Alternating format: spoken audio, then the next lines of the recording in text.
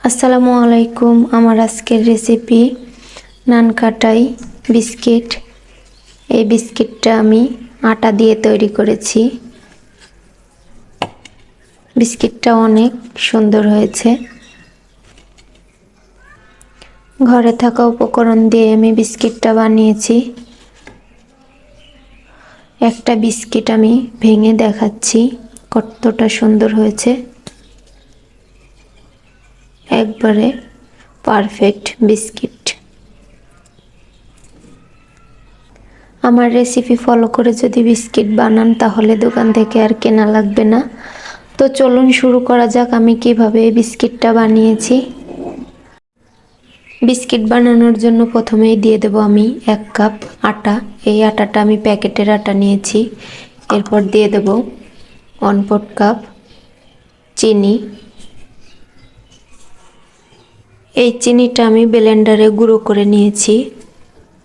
এরপর দিয়ে দেব 1 চামচ কর্নফ্লাওয়ার। যেহেতু আটা নিয়েছি তাই কর্নফ্লাওয়ারটা দিচ্ছি। একটু মিশিয়ে নিব। এরপর দিয়ে দিচ্ছি 1/2 চা চামচ লবণ। দিয়ে আমি ভালোভাবে মিশিয়ে নিয়েছি।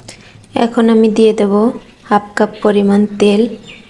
অল্প অল্প দিব আর মেশাবো। এখানে চাইলে ঘি কিংবা বাটার দিয়েও বানানো যাবে। এখন আমি আর একটু তেল দিয়ে দিব। দিয়ে আমি একটা ডো তৈরি করে নিব। আমি একটা ডো তৈরি করে নিয়েছি। এবার আমি হাতটা ধুয়ে নেব। আমি এখানে একটা প্লেট নিয়েছি। প্লেটের উপর দিয়ে তেল দিয়ে দিয়েছি। একটা কাগজ বিছিয়ে দিয়ে এর উপর দিয়ে তেল দিয়েছি। এবার একটা সাইডে রেখে দিয়ে খামিরটা নিয়ে আমি বিস্কুটের শেপ দিয়ে নিব। এরকম করে গোল করে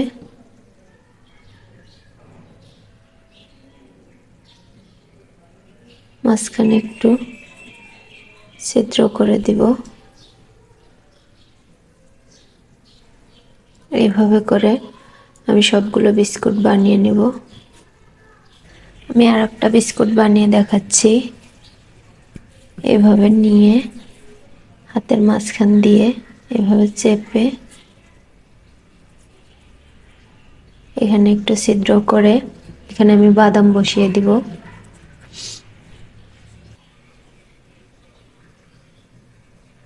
এই যে এইভাবে করে আমি সবগুলো বিস্কিট বানিয়ে নিব।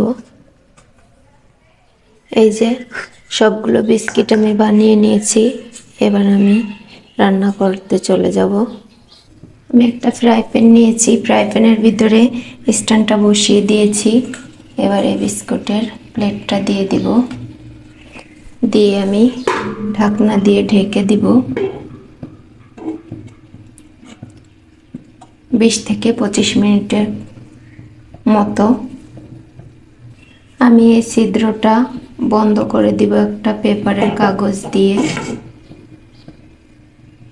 বন্ধ করে রেখে দেব 25 মিনিটের জন্য। ফিরে আসছি 30 মিনিট পর। বিস্কিটটা আমার হয়েছে নাকি একবার দেখে নিব।